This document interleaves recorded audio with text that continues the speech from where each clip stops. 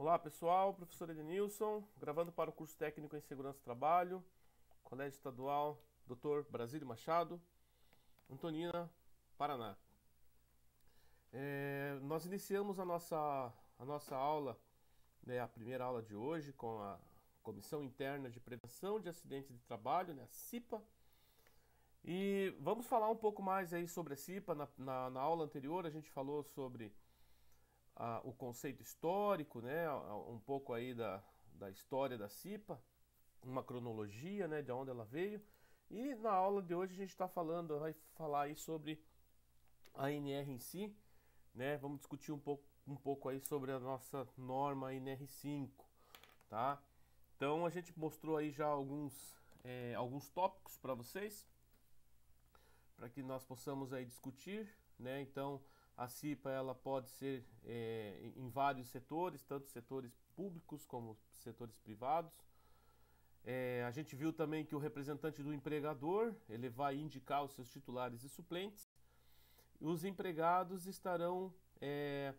ali serão eleitos em escrutínio secreto, né? A gente está falando em votação, tá? Então os colaboradores normais vão escolher seus representantes por meio de votação e a empresa vai indicar os seus titulares e os seus suplentes, ok? Então ali, ó, o mandato da CIPA, gente, ele tem duração de 1 ano, tá? O mandato dos membros da CIPA, duração de 1 ano apenas, tá? Sendo permitida uma reeleição. Então, o membro da CIPA ele pode se candidatar, por exemplo, em 2020, e se ele chegar em 2021 ele quiser se candidatar, ele também tem esse direito, tá? É garantido a ele esse direito, a reeleição aí da CIPA. Ó, o item 5.8 ele diz assim, ó, é vedada a dispensa arbitrária ou sem justa causa do empregado eleito para cargo de direção de comissão interna de prevenção de acidente desde o registro da sua candidatura até 1 ano após o final do seu mandato, tá? Então é aquela história, né, que o pessoal sempre fala do candidato da CIPA, tanto o candidato quanto o, o é, até 1 ano após o término do seu mandato, ele não pode sofrer aí uma dispensa arbitrária ou sem justa causa, tá? Falando um pouco do conceito histórico, por que que isso aconteceu, né? Por que que isso está na norma? Porque a ideia do membro da CIPA é que realmente ele trabalhe pela gestão da segurança, né? E ele tenha voz ativa e ele consiga fazer o seu trabalho. E antigamente, quando isso acontecia, o trabalhador que começava a questionar muito sobre si, para lutar por segurança, eles eram dispensados, né? Eram mandados embora. Então, justamente para proteger esses trabalhadores, para dar essa autonomia para eles poderem trabalhar, né? Para eles poderem questionar, lutar mesmo pela segurança dos trabalhadores, a norma ela nos dá essa eleição, essa estabilidade de 1 ano até 1 ano após o final do seu mandato. Ó, tá, pessoal? Mas assim, ó, o pessoal fala, o membro da CIPA não pode ser mandado embora, tá? Esse conceito ele é errado, tá? Por quê? Porque a norma ela fala assim que é vedado a dispensa arbitrária ou sem justa causa do empregado. Então, a dispensa arbitrária, né?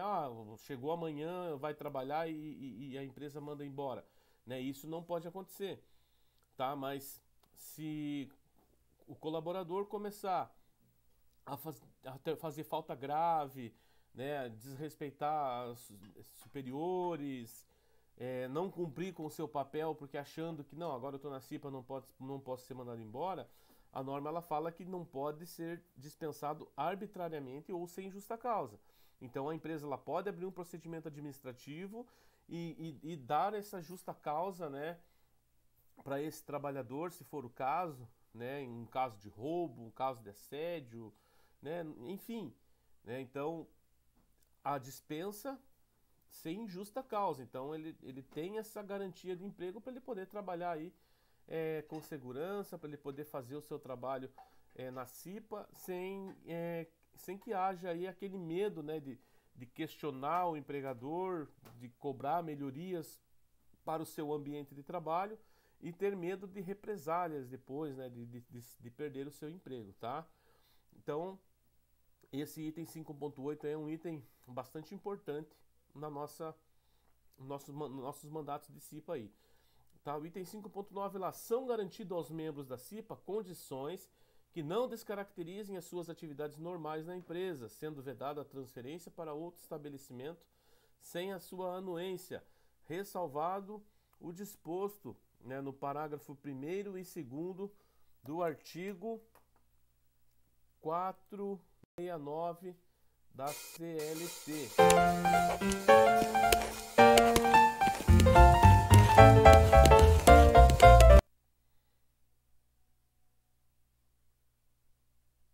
Entrou alguma coisa aqui diferente na gravação, não sei se chegou a pegar aí uma musiquinha, né? Entrou uma musiquinha aí na nossa aula, só para dar aquela animada, né, em vocês aí. Então aqui, ó, o artigo 469 da CLT não pode ser transferido aí sem a anuência do trabalhador, tá? O que fala para nós aqui, ó?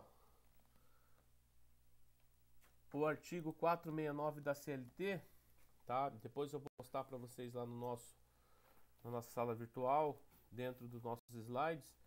Ela diz o seguinte, ó: ao empregador é vedado transferir o empregado sem a sua anuência para localidade diversa que resultar do contrato. Não se considera transferência a que não acarretar necessariamente mudança de domicílio, tá? E aí ela vai falar, fala ali no parágrafo 1º ali que não são compreendidas proibições em aqueles que exerçam aí cargos de confiança, né? Então quem tem cargo de confiança, né, não é compreendida essa proibição. É lícita também a transferência quando ocorrer a extinção do estabelecimento. E em caso de necessidade de serviço, o empregador poderá transferir o empregado para a localidade, não obstante, né, as restrições do artigo anterior, mas ficará obrigado a um pagamento suplementar nunca inferior a 25% do salário que o empregado recebia naquela localidade.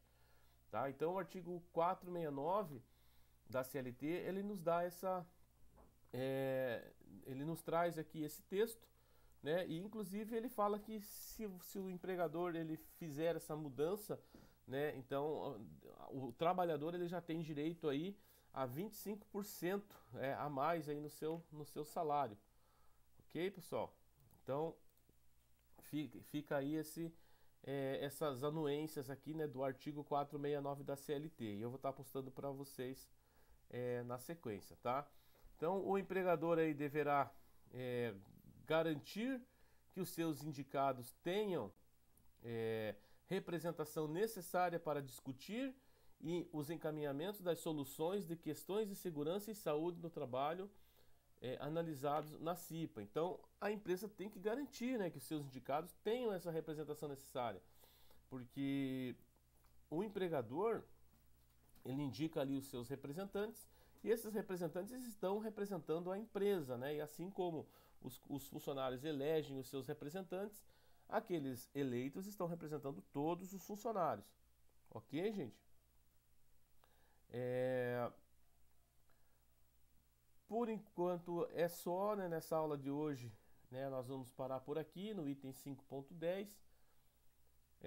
Caso vocês tenham alguma dúvida, né, algum questionamento sobre a nossa CIPA, pode estar entrando em contato na sala virtual, que nós estaremos tirando as suas dúvidas, né? Vamos tocar mais um pouquinho da musiquinha, né?